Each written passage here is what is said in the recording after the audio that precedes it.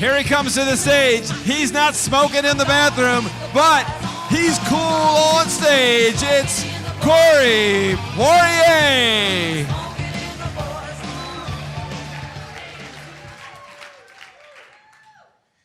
By show of hands, how many people here would like to land a TEDx talk? Or a branded talk, a Goalcast? So first of all, I should have taken a picture because those are my prospects. These are my people.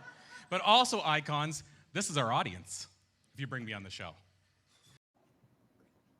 Wow! Who's here?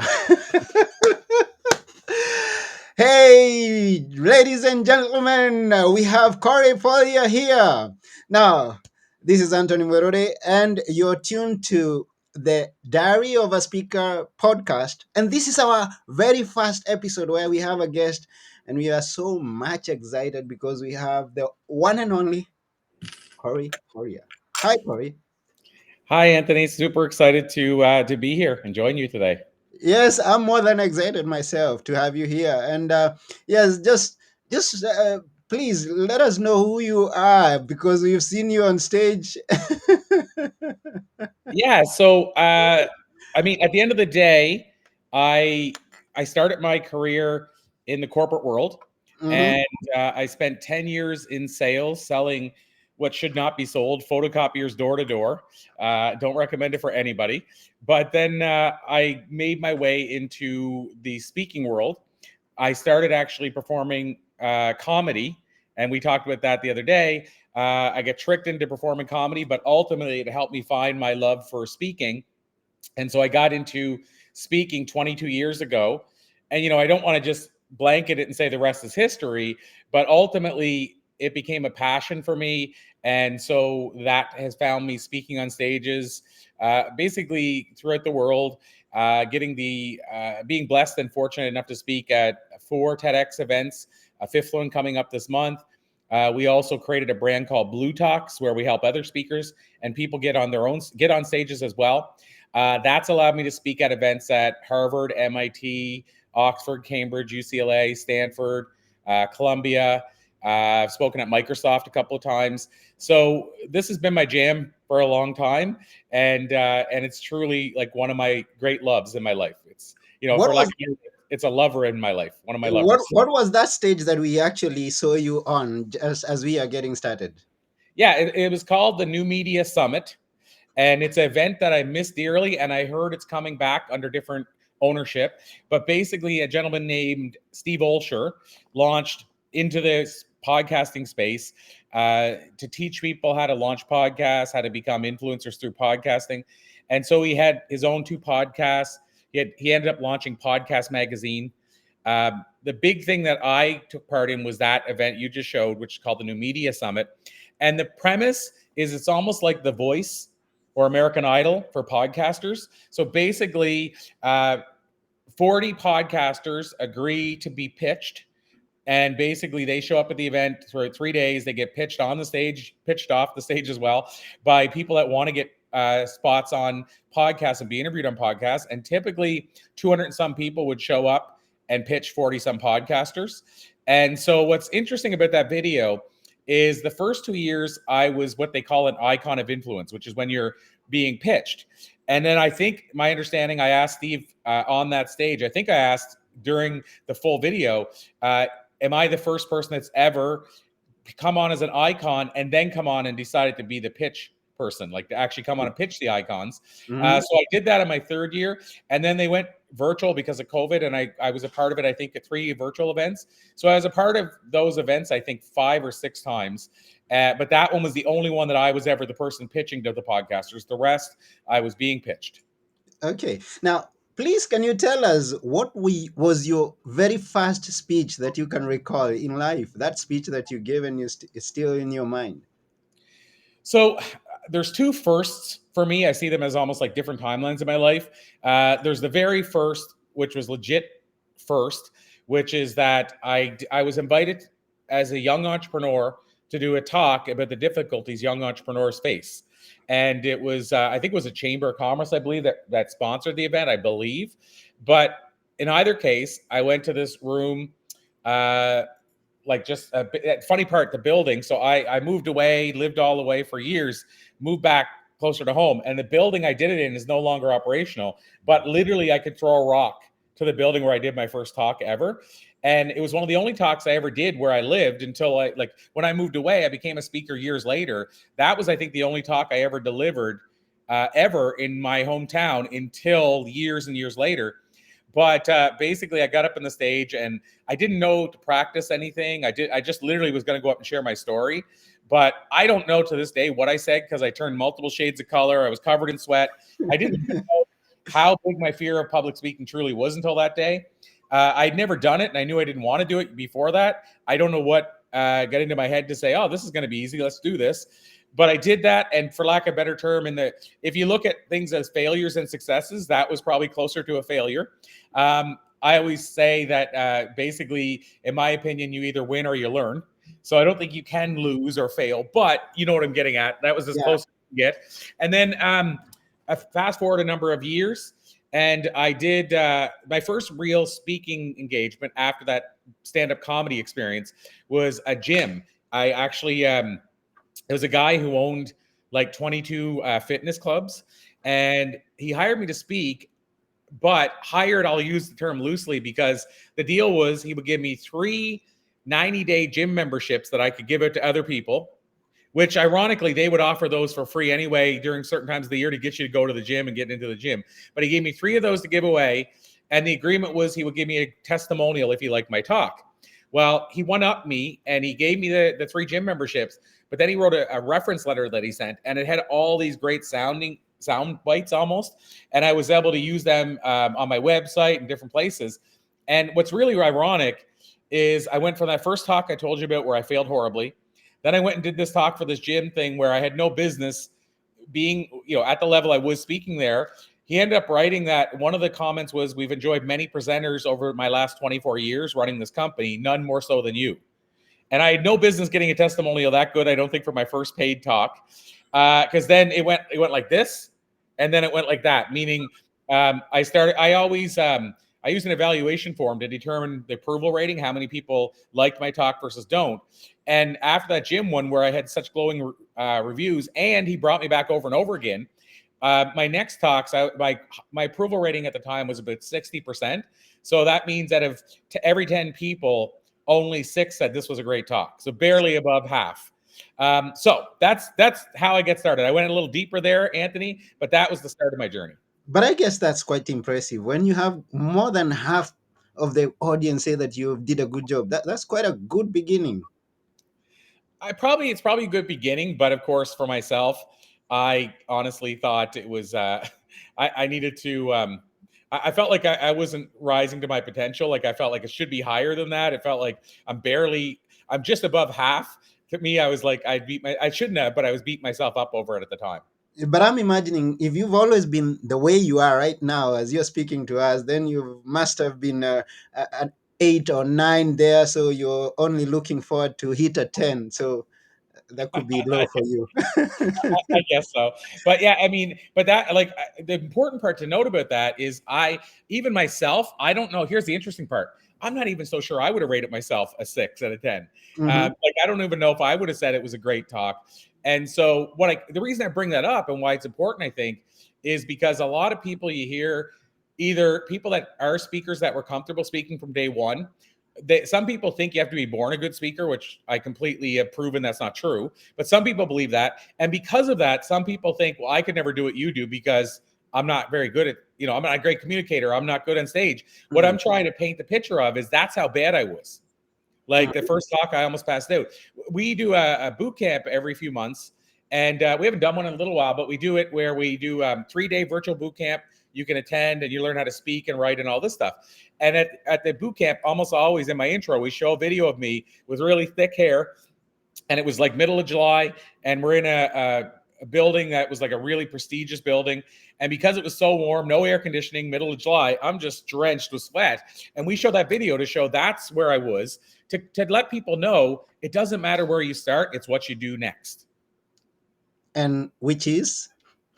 Well, I mean, in my case, so like what I did next for early on with my speaking is one of the things was if you want to get better, you need to know where you are. So one of the things I did was my evaluation forms I mentioned. So my evaluation forms that I've used over the years don't say rate me 1 out of 10, because I feel my 1 might be your 6. Your 7 might be my 3. So I don't think that's helps you know if you're doing good or not. So I always want open-ended answers. So like, what did you like about this presentation? Or what will you use tomorrow? Or that type of thing. So one of the things that I recommend to people is right from your first talk ever, if you're starting it tomorrow, even though you might not want to hear that feedback, it's important to get that feedback to where you are right now and how the audience views you and what you could change. Some of my biggest changes and developments were because of comments on evaluation forms. You know, one of them was like, I hate the fact that your slides have so many words all over them. I'm constantly having to write. So I went and studied the best presenters after that. One of the people that kept coming up was Steve Jobs, the founder of Apple. And so I watched his talks and I noticed that at most he had an image on a slide. He never had any words. And so I made that change. And honestly, Anthony, I went from 60-some% to 80-some% within a month approval rating. So I increased my approval rating by 20%. You know, if you took the numbers really big and let's say you did a talk with 10,000 people, I mean, that's significant. That means 2,000 more people like your talk than they did a month before. Yeah. So that's an example of the evaluation forum. So the next for me, when I said it's what you do next, is I would do a talk, but I would get the evaluation forms filled out so you can see where you are now and you know where you have to improve. Those forms, if people are being honest, will tell you almost everything you need to know to get better. And then if I took the other angle of what would I do if I were starting today? So I'll take this example as a speaker. If you drop me in the middle of a town where I'd never been before and said, okay, go, you got to become a professional speaker. You got a month. What I would do, and it's what I wish I would have done when I started. I wish I would have known about it. But what I would do, and it relates to that evaluation form, is I would pick up the phone. Now I say pick up the phone. You can do emails, but emails, you can get more emails done in a short amount of time, but you won't get as high of positive reaction as you will on the phone. Meaning on the phone, if you get somebody on the phone, you're going to have a better chance of closing the deal than you will sending emails. Because emails, you can send 50 emails and maybe only 3 ever see it, the emails. So I would, I was starting from scratch, I would pick up the phone and I would call, let's say, a chamber of commerce. And the reason I say a chamber of commerce is because they have multiple business owners in the room. So I wouldn't call a corporate client, because if you call a corporate client, chances are if they don't pay speakers, then you're not going to get very far. It may take you forever to reach the one person. But a chamber, A, because they want new members, they'll answer the phone. B, you'll be able to reach mostly the person that runs the events. So you'll be able to get your contact right away. And I would call them and I would say, hey, Lucy, I see you're involved in running the chamber events. I know you guys bring in speakers. I'm typically a paid speaker, but I love the chamber audience. Chambers have had an impact on me. So what I'd love to offer is to come in at no fee and deliver a talk for your audience. And all I ask in return is a testimonial, if you like my talk, and that I can hand out my evaluation forms, and that I can film my talk. You don't have to do any of it. I just want to be able to do that. So then what I would do is I would show up with my evaluation forms. I would hand them out beforehand. I would put them on the chairs.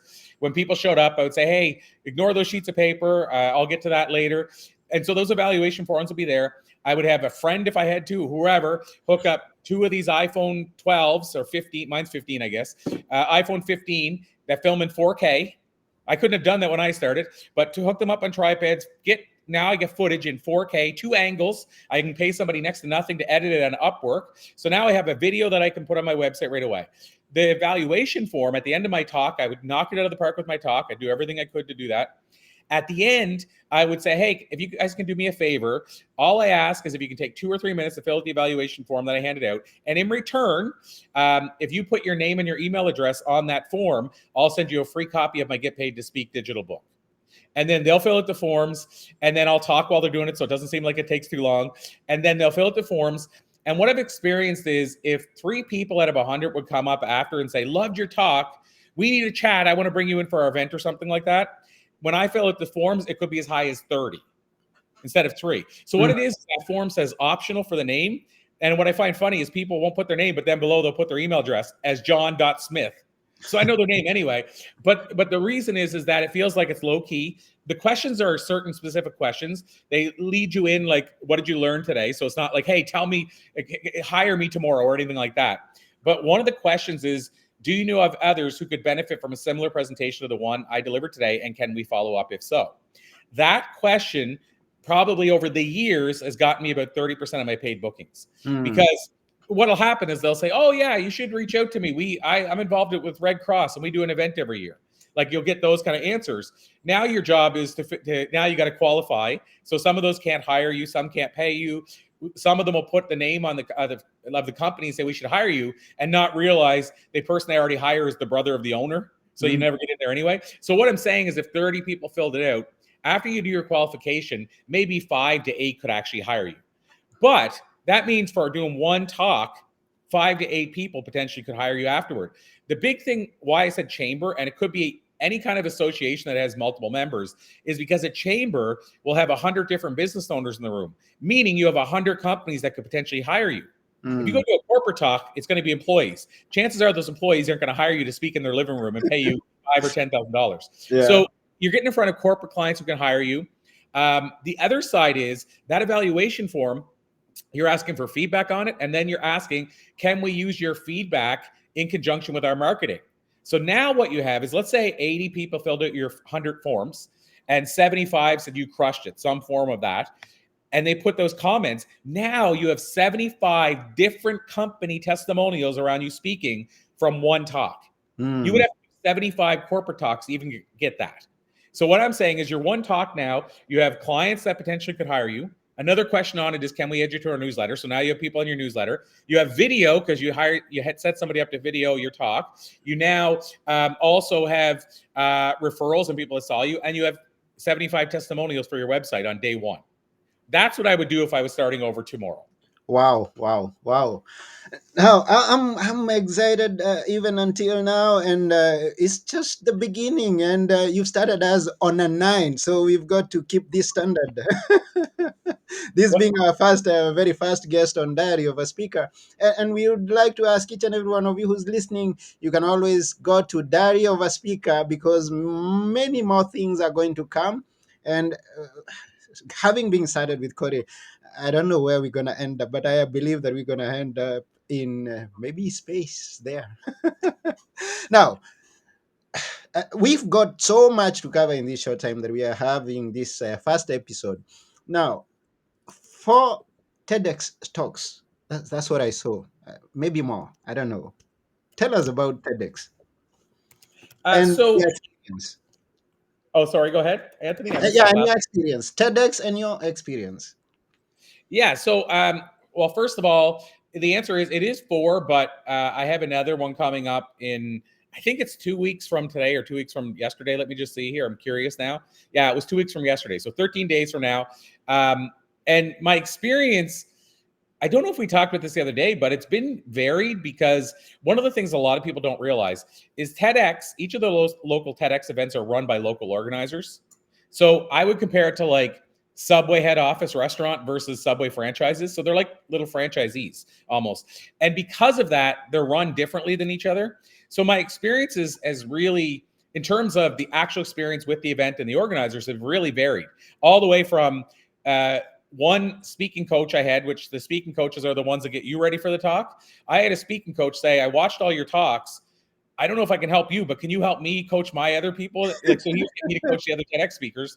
I had another one where we had hands-on help. It was we had to show up 3 separate times on Zoom, present multiple times, get approval before our talk was ready. And so I had that experience where it was like really organized heavily.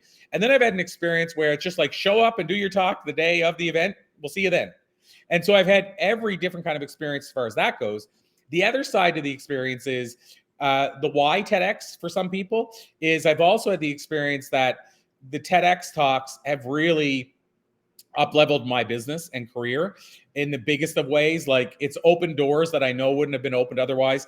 I've gotten big interviews where once we were done at the interview, or when it started, the person would say, oh, by the way, I loved your TEDx.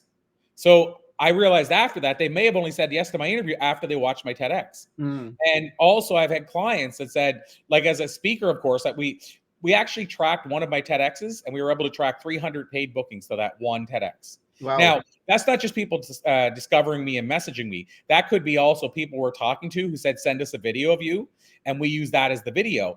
But my point is that we can really track, I'm going to call it a direct impact and results in the business from those talks. So my experience has honestly only been positive. I mean, I can't even think of or say one negative experience I had. So I guess at the end of the day, been a very positive experience. And then at the same time, it also has been really positive for the brand, business, and me as a speaker. Which has been your greatest stage that you have stepped on, that you just imagine yourself and say, oh yeah, I did step on that? Yeah, this is interesting because it depends on trying to think here how to say this.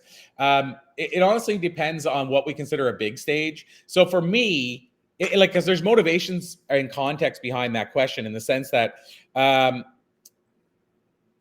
basically, like, I think of a big stage for me isn't necessarily like I've spoken on stages with thousands and thousands of people. So that's a big stage in terms of how we consider big, the term big. But for me, a big stage was like speaking at an event at Harvard. And the reason for that is because I had, like a lot of us, that experience in school where I was told I wouldn't amount to anything. I share this often. I barely graduated high school. I got a 49+1 in a history course, and I needed a 50 to graduate. So I always know that that means that teacher gave me the +1 to always let me know I didn't technically graduate. And so speaking on at an event like that, after being told I grew up in a small town, you'll never amount to anything, you'll never do this and that, I think that becomes a big stage for me, but it's more because of the meaning behind it than the size of the actual stage. Another, meaningful situation was along those same lines, having a vice principal say you'll never amount to anything in your life, and then end up teaching and speaking to professors at universities. So that, and I mean, I did that like Dalhousie University in Nova Scotia, and probably about 8 universities over my career. And so to be teaching professors after being told by a teacher who, may have went to that same school that you'll never amount to anything, that is meaningful to me. So it's not, again, it's like saying, what's the definition of success? For some people, it's money, having a big house. For other people, it's having a great family life. So for me, it depends on our definition of big. So I've either had the multi-thousands people in the audience, or I've had the big stage in terms of what the stage meant to me. Wow. And I think we are just touching on just the beginning of what it is that we could cover with you. And our time is almost over. As I see, we don't have much time. But in the stages that you've been on, and the ones that are in future, at this point where you are right now, are you comfortable talking about your fees? Yeah, absolutely. I mean, I'll say it this way. What direction you want me to go with that? Any direction that you choose. Okay. Okay, one sec here. I'm just trying to think of the best way to share this.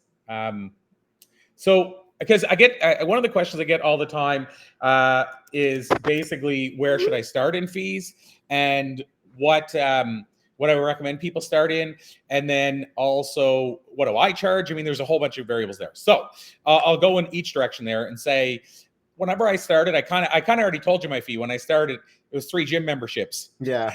And they were worth $100 each. So and which was the next one? Which was the next one after the real paid one? So this is where my career is a little bit different, how I started. So one of the things I had to do is I sold a university or college on why I should teach a sales course. And I always say it's fitting that I had to sell them on teaching a sales course, because I had to use sales to sell them. But the reason for that was because they had never done that before. And so why this situation is different. So, I mean, I had quite a few of those first talks where it was like, they're covering your dinner, and maybe if you're traveling, your flight or whatever. But the paid ones, if you talk about what was the real got paid type moment, when I started working with that college that I sold them on, they would have people every now and then that would say, we have 50 staff members and we can't take them all the way to send them to Corey's course. Could we bring Corey in to speak at our event, or run an event where we bring Corey in? And the college didn't care. They're like, sure, talk to him directly. And I was able to put the math together and say, okay, they were going to send 50 people at $300 each. That's $15,000. If I charge them $2,000, I'm going to be the hero. But the reason, Anthony, I didn't charge them 10 is because I knew that if I charged them 10, I would get burned out of the business. People would be like, that he wasn't a $10,000 speaker, and that would get around. So I was like, I'm pushing it just to even speak at $2,000 this early on. But my point is, in my first maybe in my first year speaking near the end of the year, I had maybe 3 of those gigs where it would be like 1,500 to 2,000. And that was, like I said, they were saving money. So it wasn't a hard sell because they were thinking of spending 15 to send their staff. And then they bring me in for a fraction of the price. So early on, I would say I had $1,500 and $2,000 gigs somewhat often in the first couple of years. And then what I did, and this is what I recommend, because people ask me where they should start. And I always say, in a perfect world, start at $1,000. And the reason I say that is because then you're considered a professional speaker versus an honorarium speaker. Mm-hmm. So as soon as you get above the hundreds, you're considered, okay, we're paying a fee for this person. So psychologically, I say you should start at 1,000 if you can. The other side is, when do you decide to raise your rates? And for me, this also might mean you start at 3,000 if you have the background. If you've owned a company that you exited for $1 million, or 2 or 3 companies like that, you might start as a speaker at $3,000 or $4,000. So it depends on your background. But if we're talking the average person, they want to get started in speaking and they're just starting their journey, what I would say is when you decide to up your fees is these scenarios. 1, you hand out those evaluation forms I talked about, and when your approval rating gets up to 80, 85%, that's when you increase your fee, because now you're delivering at a higher level. Mm-hmm. Whenever clients are reaching out to you, however they found you, then you up your fee because now your demand's going up. Whenever, these are the big ones, whenever you write your first book, your fees go up. Whenever you write for Entrepreneur magazine, your fees go up. Whenever you do a TEDx talk, your fees go up. So what I say in terms of raising your fees, it's every time you add a notable achievement that somebody else will recognize as an achievement, then you increase your fees. Now, I mean, instead of me going from day 1 to today, I'll just tell you, I kind of told you where I started on fees, basically next to nothing. If I were to go out and do a talk today, I'll say it this way, under normal circumstances, I would charge between $20,000 and $25,000 for a keynote. Now, I want to say under normal circumstances because there's some variables to that. It could be a charity I believe in that I really want to give back to. And for a while, what I used to do is I do 1 charitable event a month, meaning I didn't charge anything, but it was my choice to do that 1 event a month. The other scenario is, and I had this not that long ago, a conference reaches out to me. My total drive time is going to be 45 minutes. I don't have to stay overnight if I don't want. And here's another big part, I don't have to customize. So I usually like to personalize my talks. So if I'm not customizing it, I can show up and deliver a talk I've delivered before. I can drive 45 minutes. I don't have to travel and leave my family and all the other things. I did that talk for $10,000. So that's the exception to the rule. Again, I don't mean to say it in a blunt way, but you have to make it very enticing for me if the price is going to be that low now, because what I factor in is I have to leave my family. So I have to leave my family for probably 4 days to make it work properly. I have to spend a lot of hours customizing it. And the other side is what people don't always factor in is opportunity cost. So I'm actually running a business where we help other people get on stages and get on platforms. So I also have to factor in now, Anthony, that if I welcome 4 people, 3 sometimes, depending on what they sign up for, even sometimes it could be 2 people up for one of our packages, that replaces the same as I would make for that talk that I just said at 20 or 25,000. So I also have to factor in, if I'm going to remove myself for 3 days, which means my head's going to be removed for 5, that means I lose a full business week. Then I'm not going to do that for $5,000 if I could have brought in more revenue and served more people by just staying home. So what I'm saying is it always, I think, has to be weighed against other things. And the other side is, if you're going to be charging that, you need to be able to get that. So it's no good saying, I'm going to be a $25,000 speaker and starting out and asking that price and never getting booked or getting booked once the whole year, because then you would have been better off to do 15 $5,000 gigs and get them than to do one $25,000 gig and work your whole butt off the whole year to only make $25,000. So I say this because people hear the shiny object of how much money you can make and right away think, well, that's what I'm going to do. But what I'm going to say is, you're not seeing, as we talked about the other day, the dark work I did for all those years to get ready for that. So when people say to me, you want me to pay you how much to speak? What I always say is, you're not paying me that much to speak for that 45 minutes. You're paying for the 25 years I put in and the knowledge that came with that. You're paying for me not to have to be stumbling on your stage. You're paying for me to work my butt off to be a pro on your stage. Like, you're actually getting a better deal than the person that paid me $3,000 when I started, because you're getting the guy that's ready to crush it, that understands hopefully how to deliver value to your team, that can give results. So that way, if you have 10 employees that now overperform. You've made the money back on paying me, and so on and so forth. This could be a whole conversation around even when somebody says, you want how much to talk? And I would, sometimes go back and say, and how much did you spend on the cookies? Because sometimes they'll spend, if there's enough employees, $5,000 on cookies. And my question is, what do you remember more when you go to an event? The keynote speaker that knocked it out of the park, or the cookies? So what I'm saying is there's a lot of ways to look at that. Also, as I said, you're not paying for the time I'm on stage. You're paying for everything I have to do to get to your event, all the stuff I have to go through. If I miss my flight, the stress of everything else, you're paying for all that, not just me showing up and speaking on your stage. The other thing I would recommend to speakers is if you're charging, let's say $3,000, and they say, well, that seems like a lot of money. One of the first questions I'll ask is how many people are going to be in the room? And they'll say, let's say 100. And I'll say, okay, so now we're talking $30 a person. So what I'm suggesting is you have 100 people. If I can change their life and it costs you $30 once in the year, in other words, the cost of giving your employee a meal once at Christmas time, would you be willing to do that? So again, you got to change the perspective, because I think people get stuck on 45 minutes, $25,000. That doesn't equate. But they're not seeing all the other variables that come into that. Maybe the $100,000 it costs me to get ready to become a $25,000 speaker. So I'm on a little soapbox here, but that's my little.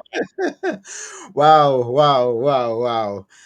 Thank you very much, Corey. I mean, I just wish that we had the whole day with us here. But then for this first episode, I think our time is up. But let me give you a few minutes to just tell us something that you'd like us to know. I mean, something that you want us not to lose on this episode, and then we end the show. Yeah, so I'll give people maybe one more strategy around speaking. And I think one other thing I want to do. So I'll go here actually first. I'll give people a free gift and a strategy. But what I'll also say, Anthony, is for those that listen to this interview and they're like, whoa, I talk fast and I dumped a lot of stuff on people. Like, that's a fire hose of information. But for those that are sitting there going, I'd like to know if this is maybe right for me, or I'd like to explore this, or I'd like to speak on stages or anything like that. If you, and no pressure on when or if, but if you ever want to know more about that, want to reach out to me. I don't usually do this, and I'm not saying it's exclusive. I'm just saying I don't usually do this, but I don't have a website up to send you to do this. So I'm just going to give you my email address and say, send me an email if you want to know more about Blue Talks and what we do and how we get people on those epic stages I mentioned, like MIT and at Columbia and stuff like that. Or if you want to know more about how we help people land their TEDx talk, or how we help people get paid to speak, I would say the best bet is just email me. Easy email address is Corey, and that's Corey, like on the screen, at Blue Talks, and Blue is BLU, and then the word talks with an S on the end. So Corey at bluetalks.com. Just send me a message and say, I just heard you on Anthony's show, and I'd love to know more about how to get paid to speak. Just something like that, and we can start a conversation. The other side is, I said I'd like to give a free gift. We have a book called Get Paid to Speak, and it's a free digital book. It's also a printed copy, but this is the printed version. But if you want to get the free digital version, go to thebookofpublicspeaking.com. So thebookofpublicspeaking.com, grab your copy, literally just your email address, grab your copy. And then I said I would give one more tip that I would offer for people if they want to get into speaking. And what I would say is, a lot of people, especially in the world we're in today, want to go from if you think about a company, they want to go from mailroom to CEO in 48 hours. And people the same way with speaking want to go to never speaking before to $25,000 or $50,000 keynotes in 48 hours. And it doesn't work that way.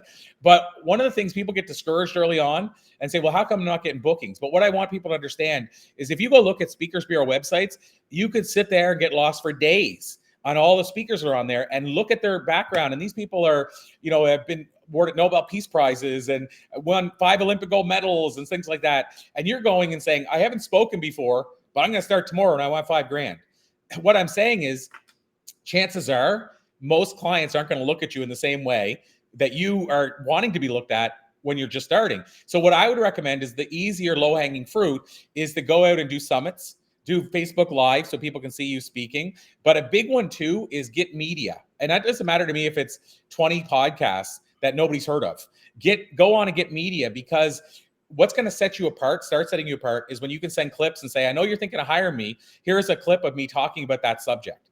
The other reason you want to get those podcasts is because if you do say 10 of them and you ask for the logos of the show, which most small podcasts are going to say, yeah, thank you, promote me everywhere. And so they'll send you the 10 logos. When you have at least 10 logos, you can put an as seen on banner on your website. And the great part is in today's world, nobody knows how big those podcasts are. So you put an as seen on banner until you're on Fox and ABC and NBC. It's still going to make you look like you're vetted by the media. So what I would say to people is go out and get those podcast interviews, get the logos, have an as seen on banner on everywhere, your Facebook, your LinkedIn, your own website. Go out and do a talk and get filmed, like I said, so you have footage. Go out and use that thing I mentioned earlier with the evaluation form so you have more testimonials. Basically, that's what I would do now to essentially, as Zig Ziglar used to say, build your well before you're thirsty. And if you're still working somewhere else, do it on the side. Make it a side hustle, because I can tell you getting paid to speak and doing it regularly is harder than you think it's going to be. So do it on the side and see if it's for you. And also that way you're not throwing all your eggs into one basket. That would be my kind of closing words on what I would do. Yes, you talk fast, but then we catch up. Oh, Corey, this is, I don't know what to say. I mean, I know we are going to get some feedback about this talk because we are going to share it everywhere. And yes, you can always say, as seen as you can add this on your website, as seen as on diaryofaSpeaker.com. This is where we've been today, Diary of a I love Speaker. it. This is our first episode of our podcast, and we really appreciate you. You've done us, I don't know what to say, but then thank you. Thank you. Well, thank you so much, Anthony. It's been my absolute pleasure. And I will start saying that I was on Diary of a Speaker. I love it. Okay, yeah. And Awesome. thank you to everyone who's watching us or hearing us. And the recorded version of this episode is going to be here. Please go to, rewind it, reach out to Corey. And I wish you a great speaking journey as we've begun here. Let me see you on the next big stage. This has been your host, Anthony Morore, and together with our wonderful first guest, Corey Poirier, we are saying keep on speaking. And until next time, it's bye for now. Thank you so much. Bye.